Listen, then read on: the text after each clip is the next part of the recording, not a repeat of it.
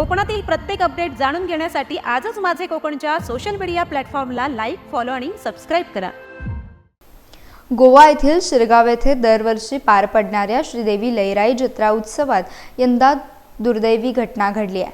भाविकांच्या प्रचंड गर्दीमुळे निर्माण झालेल्या चेंगराचेंगरीत 6 भाविकांचा मृत्यू झाला असून अनेक जण गंभीर जखमी झालेत। जखमींवर गोमॅको आणि अझिलो या रुग्णालयांमध्ये तातडीने उपचार सुरू करण्यात आलेत। ही घटना जत्रेच्या मुख्य विधीच्या दरम्यान घडली आहे।